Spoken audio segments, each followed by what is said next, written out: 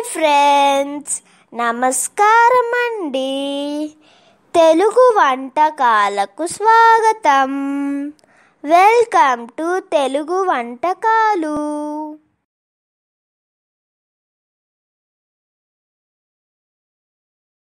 Hi friends, Telugu వంటకాలకు స్వాగతం. ఈరోజు నేను మీకు చూపించబోయే వంటకం పిల్లలకు ఎంతో ఇష్టమైనటువంటి కేక్ రెసిపీ చూపెట్టబోతున్నాను. Basic sponge cake. దాన్ని కూడా ఈరోజు ఓవెన్ లేకుండా స్టవ్ పైన చేసుకోవటం ఎలా అన్నది నేను చూపెట్టబోతున్నాను. ఇది కేకుల్లో బేసిక్ అని అంటే ఇది మెయిన్ కేక్ అన్నమాట. దీని ద్వారా మనము ఇందులో వేసే ఫ్లేవర్స్ని చేంజ్ చేస్తున్న కొలది ఆ కేక్ అనేది మారుతూ ఉంటుంది. సో నేను ఎటువంటి ఫ్లేవర్స్ ఏమీ లేకుండా బేసిక్ కేక్ అన్నది చేయబోతున్నాను. దానికి కావలసిన పదార్థాల్లో ముందుగా మైదా పిండి 200 గ్రాములు తీసుకున్నాను. ఇది పంచదార 150 గ్రాములు తీసుకొని ఇది మిక్సీలో వేసి లైట్గా పొడిలా చేశాను. అలాగే 4 గుడ్లు, యాలకుల పొడి, ఒక 50 గ్రాములు నెయ్యి లేదా మనం జనరల్గా వాడుకునేటటువంటి వంట నూనె ఉపయోగించుకోవచ్చు. నేను నెయ్యి తీసుకున్నాను. అలాగే ఇది టూటీ ఫ్రూటీ. ఇవి ఉంటే వాడుకోవచ్చు, ఇవి లేకపోయినా పర్లేదు. అలాగే కాసింత జీడిపప్పు.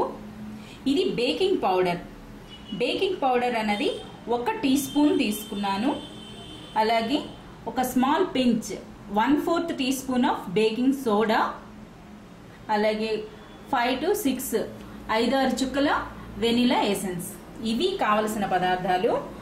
ఈ కొద్ది సామాన్లతోనే ఇప్పుడు పిల్లలు పెద్దలు ఎంతో ఇష్టంగా తీసుకునేటటువంటి బేసిక్ స్పాంజ్ కేక్ని వితౌట్ ఓవెన్ చేయబోతున్నాను.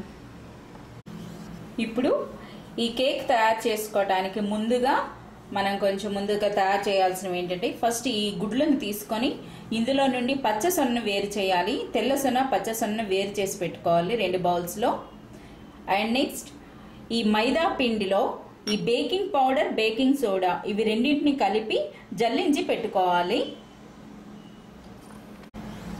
ఇప్పుడు మైదా పిండి, బేకింగ్ పౌడర్, బేకింగ్ సోడా కలిపి జల్లించుకుని ఉంచుకున్నటువంటి మైదా పిండి సిద్ధమైంది. అలాగే గుడ్లలో కూడాను మనం ఎల్లో పచ్చసొన, తెల్ల సొన్న కూడా సెపరేట్ చేసి సిద్ధంగా పెట్టుకున్నాము. ఈ పచ్చసొన అన్నది ఇది పంచదార, ఇవి పౌడర్లు ఇవి కలపటానికి. అలాగే ఈ తెల్ల సొన్నని మనము బీట్ చేసుకోవాలి. ఐదర్ మిక్సర్ గ్రైండర్లోనే వేసుకోవచ్చు, లేదా బీటర్ ఉంటే బీటర్తో బీట్ చేసుకోవాలి తిక్కుగా అయ్యేటంత వరకు. ఈ విధంగా కోడిగుడ్డు సొనను ఈ విధంగా చేసుకోవాలి. మనం కోడిగుడ్డులోను ఈ పచ్చ సొన, తెల్ల సొన్నను కానీ వేరు చేసుకుంటే మనకి ఈ బీటర్ లేకుండానే స్పూన్తో తిప్పినా సరే ఒక 10 నిమిషాల్లో మనకి ఇలా రిబ్బన్స్లా ఫామ్ అవుతుంది. అదే పచ్చసొన కలిసి ఉన్నప్పుడు 2 కలిసి వేరు చేయకుండా కానీ చేస్తే ఎక్కువ టైం తీసుకుంటుంది. అప్పుడు మిక్సీలో తిప్పుకోవాలి. అలా లేనప్పుడు మనం ఇటువంటి బీటర్తో, హ్యాండ్ బీటర్ దీంతో మనం తిప్పుకున్నా సరే మనకి 10 నిమిషాల్లో అవుతుంది. అదే బీటర్ ఉంటే మనకి 2-3 మినిట్స్లో మనకి ఇలాంటివి ఫామ్ అయిపోతుంది. ఇప్పుడు కోడిగుడ్డులోని తెల్లసొన్న మనం ఈ విధంగా సిద్ధం చేసుకున్నాక ఇప్పుడు మనం కేక్ను కలుపుకోవాలి. దానికోసం ఒక పెద్ద బౌల్లో ఈ పచ్చసొన్న ఇలా వేసుకొని ఇందులో ఈ షుగర్ పౌడర్ వేసుకోవాలి. ఈ షుగర్ పౌడర్ వేసుకొని మంచిగా స్పూన్తో కానీ లేదా బీటర్తో కానీ మంచిగా కలుపుకోవాలి. అలా ఈ విధంగా కోడిగుడ్డులోని పచ్చసొన్న, పంచదార పొడి కలిపినాక ఇప్పుడు నెయ్యి కూడా వేసుకొని మంచిగా కరిగేటట్టుగా కలపాలి. మనం ఇందులో నెయ్యి అయినా వాడుకోవచ్చు, లేదా మనం ఆయిల్ అయినా వాడుకోవచ్చు. ఇదంతా బాగా కలిసేటట్టు కలపాలి. అందులోనే ఇప్పుడు ఇలాచీ పౌడర్, అలాగే వెనిలా ఎసెన్స్ కూడా వేయాలి. ఈ విధంగా ఇలాచీ పౌడర్, యాలకుల పొడి మరియు వెనిలా ఎసెన్స్ కూడా వేసి ఒకసారి అంతా బాగా కలుపుకున్నాక ఇప్పుడు కొంచెం కొంచెంగా ఈ ఎగ్ వైట్ని కూడా మనం తెల్లసొన్న బీట్ చేసుకుని ఉంచుకున్నటువంటి అది కూడా వేసి నెమ్మదిగా కలుపుకోవాలి. ఇప్పుడు ఈ ఎగ్ వైట్ చూసారుగా ఎంత ఫ్లఫీగా ఉందో. ఈ ఎగ్ వైట్ని వేసి నెమ్మదిగా కలపాలి. ఇప్పుడు ఎక్కువగా బీటర్ కానీ ఎక్కువగా కలిపితే ఇందులో ఫామ్ అయినటువంటి ఎయిర్ అంతా పోతుంది. అప్పుడు మనకి స్పాంజ్ కేక్ అనేది స్పాంజీగా రాదు. కనుక ఎక్కువగా కలపకుండా ఇలా నెమ్మదిగా కలుపుకోవాలి. ఈ విధంగా గుడ్డు తెల్ల సొన్న కూడా మనం ఈ మిక్చర్లో కలుపుకున్నాక ఇప్పుడు కొంచెం కొంచెంగా ఈ మైదా పిండి మిశ్రమం వేసుకోవాలి. అంటే బేకింగ్ పౌడర్, బేకింగ్ సోడా, మైదా పౌడర్ను వేసుకొని దీన్ని బీటర్తో అలా కాకుండా నెమ్మదిగా స్పూన్తోనే కట్ అండ్ ఫోల్డ్ మెథడ్లో కలపాలి. అలా పిండి అంతా కొంచెం కొంచెంగా వేసుకుంటూ కలపాలి. ఈ కేక్ మిక్స్ని మనం కలుపుకుంటున్నప్పుడే మనం ఇందులో వేయాలనుకుంటున్నటువంటి ఈ టూటీ ఫ్రూటీల్లో కూడా కాసింత మైదా పిండిని వేసి ఇలా కలపాలి. అంటే ఆ టూటీ ఫ్రూటీలు మొత్తంగా మైదా పిండి అన్నది కోట్ అవ్వాలి. అప్పుడే మనం వీటిని కేక్లో వేసినప్పుడు అవి కిందకు వెళ్ళిపోకుండా మనకు మధ్య మధ్యలో అందమైన డిజైన్లా కనిపిస్తాయి. కేక్ అంతా స్ప్రెడ్ అయినట్టుగా వస్తాయి.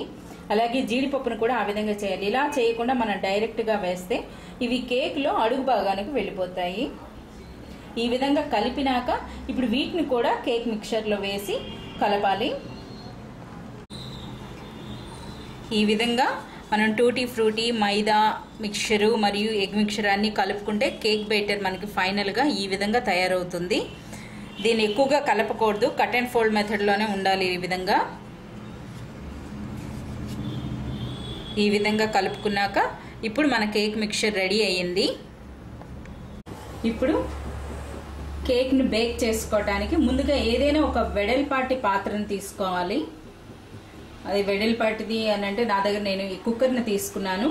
కుక్కరే అవసరం లేదు, మనం వెడల్పుగా ఉండేటటువంటి ఎటువంటి తప్పెళ్ళనైనా ఉపయోగించుకోవచ్చు. అందులో 1 కప్పు ఇసుక వేయాలి. ఇసుక వేసి స్టవ్ని హైలో పెట్టుకొని దీనికి మూత పెట్టి ఒక 5 నిమిషాల పాటు వేడెక్కనివ్వాలి కుక్కర్ని. కుక్కర్లో ఉన్న ఇసుక కూడా, ఈ పాత్రలో ఉండే ఇసుక కూడా వేడెక్కేటట్టుగా ఒక 5 నిమిషాల పాటు హై ఫ్లేమ్లో ఉంచి వేడెక్కించాలి. ఇప్పుడు కేక్ను బేక్ చేసుకోవడానికి ఆ గిన్నెను సిద్ధం చేసుకోవాలి. నేను ఈరోజు కుక్కర్ గిన్నెనే ఉపయోగిస్తున్నాను. ఇదే మనకి కేక్ మంచి షేప్లో రావడానికి ఉపయోగపడుతుంది. సో దాంట్లో ఫస్ట్ ముందుగా మనం నెయ్యి కానీ ఆయిల్ కానీ మొత్తం గిన్నెంతా అప్లై చేయాలి. అప్లై చేసినాక దానిపైన ఇంత మైదా పిండిని వేసి కోట్ చేయాలి ఈ విధంగా. అప్పుడు మనకి ఇది నాన్ స్టిక్లా వర్క్ చేస్తుంది. ఈ విధంగా కేక్ గిన్నెను సిద్ధం చేసుకున్నాక ఇప్పుడు ఇందులో ఈ కేక్ మిశ్రమాన్ని వేసుకోవాలి. ఈ విధంగా కేక్ మిక్స్ని ఈ బౌల్లో వేసుకున్న తర్వాత జస్ట్ మనం ఇలా చుట్టుపక్కల ఇలా కొంచెం ట్యాప్ చేయాలి. ఈ విధంగా చేయటం వల్ల ఏమవుతుందంటే ఏమైనా ఎయిర్ బబుల్స్ కానీ ఉండినట్లయితే అక్కడ మన కేక్లో పెద్ద హోల్లా వస్తుంది. అలా రాకుండా ఉండాలంటే ఇలా చేసుకోవాలి. అండ్ నెక్స్ట్ ఇంకొక విషయం ఏంటంటే మనం వేసుకునేటటువంటి కేక్ మిక్చర్ అన్నది బౌల్లో 3/4కి మించి ఉండకూడదు. అప్పుడు కారిపోతుంది, ఇది రైజ్ అవుతుంది. కనుక మనకి ఎప్పుడు హాఫ్ ఉంటేనే మనకి నీట్గా వస్తుంది కేక్ అన్నది. ఈ బౌల్లో ఈ ఎడ్జ్కి ఎప్పుడైనా సరే మిక్చర్ అన్నది హాఫ్ కానీ 3/4కి మించకూడదు. ఇప్పుడు మన కేక్ బేకింగ్ కోసం అని సిద్ధమైంది. అలాగే మనం పెట్టుకున్నటువంటి పొయ్యి మీద పాత్ర కూడా ప్రీ హీట్ అయింది. 10 నిమిషాలు అయింది వేడి చేసుకుంటా. ఇప్పుడు పాత్రలో ఉన్న ఇసుక మంచిగా వేడెక్కింది. ఇప్పుడు ఫ్లేమ్ని సిమ్లో పెట్టుకోవాలి. మంట ఎంత చిన్నగా ఉంటే అంత మంచిగా వస్తుంది కేక్. సిమ్లో పెట్టుకొని ఇప్పుడు ఆ పాత్ర ఇందులో పెట్టి మూత పెట్టుకొని ఒక అరగంట వరకు అలానే మూత పెట్టి ఉంచాలి. అరగంట తర్వాత మధ్య మధ్యలో చెక్ చేస్తూ ఉండాలి. ఈ విధంగా కేక్ మిక్చర్ ఉన్నటువంటి బౌల్ని కూడా పెట్టుకున్నాక మూత పెట్టుకొని మంట చిన్నగా ఉండాలి, సిమ్లో పెట్టుకొని ఒక అరగంట పాటు ఇదే విధంగా బేక్ చేయాలి. ఈ విధంగా ఒక 30 నిమిషాల పాటు ఆ కుక్కర్లో పెట్టుకుంటే మనకి కేక్ ఈ విధంగా తయారవుతుంది. అవెన్లో కంటే తొందరగా అవుతుంది. మనకి ఈ సైడ్ల నుండి ఆటోమేటిక్గా అదే కేకే దూరం అవుతుంది. కేక్ ఉడికిందా లేదా అని చూసుకోవడానికి ముందుగా ఒక టూత్ పిక్ని కానీ చాకును కానీ దించి చెక్ చేయాలి.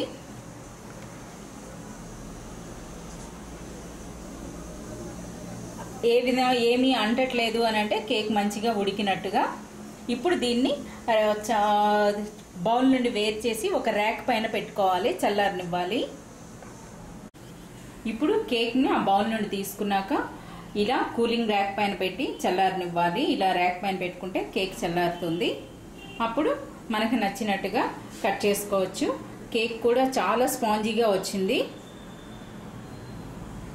కాస్త చల్లారినాక కట్ చేసుకోవాలి.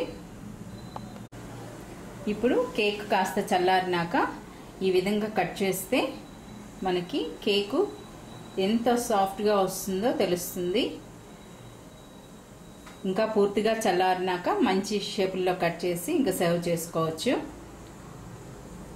ఇప్పుడు ఎంతో రుచికరంగా ఉండేటటువంటి కేక్, స్పాంజ్ కేక్ సిద్ధమైంది. నా ఈ వంటకం మీ అందరికీ నచ్చిందని ఆశిస్తున్నాను.